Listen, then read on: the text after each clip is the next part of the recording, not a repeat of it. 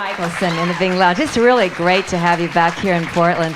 As I was listening to that song, I was thinking, how many people have ever sung that along with you while you've been, you hear it on the radio or you've got it in your iPod or whatever. And then just then I looked over at that guy and he's going, it's just one of those songs, Sorry to single you out there, guy. How did the show go last night at the Doug Fir? Oh, so good. Isn't that a great spot? Yeah, we played there. Allie and I played there. This is Allie Moss joining me today. Yay! She and I played there in the fall of 2008, or some part of 2008, and that was long ago.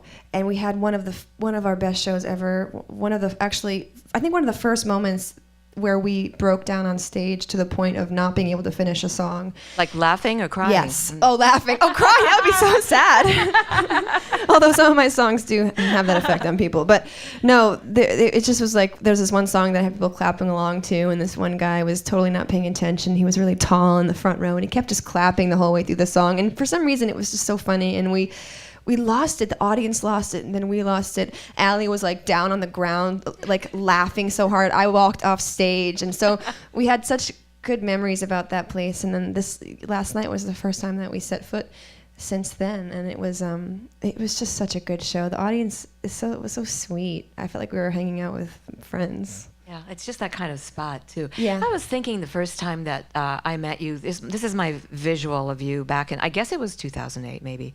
When you came back to our old Kink house up the street, and it's like I have this vision of you. Your guitar is slung over your back, and maybe you were barefoot. I don't know. Probably. Maybe, yeah.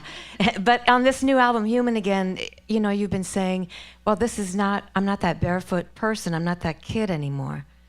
Yeah, my father summed it up the best. When I played him the new songs, he said, "Well, where are all the little ditties?"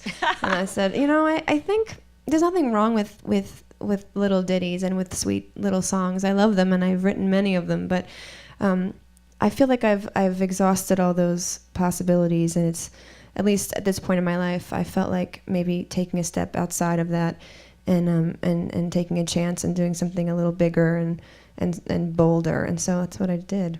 And even your photographs, wow, there's this one spectacular one where your hair is all piled up, going around in a big the trick to that was I had my hair up, and then I leaned against a wall, and it pushed all the hair forward. Sexy. So I didn't have that much hair.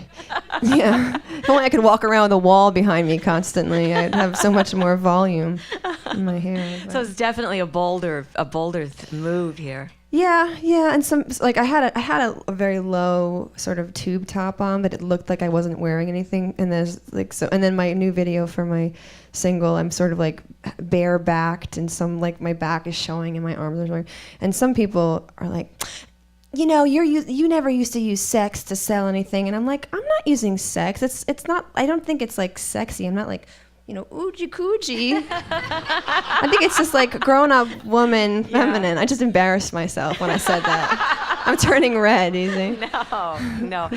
Those are fabulous photos. I like every aspect of you. It's like a saying from like the 40s. Oogie coogie. No, I think, I'm a woman, I'm a grown-up, and I'm not doing anything raunchy, and I think there's space for, beautiful things to be shown that are feminine and not necessarily, sexual, and so that's my stance on it anyway. And I strip in front of you guys. And I'm gonna play the next song nude. I encourage you to join me.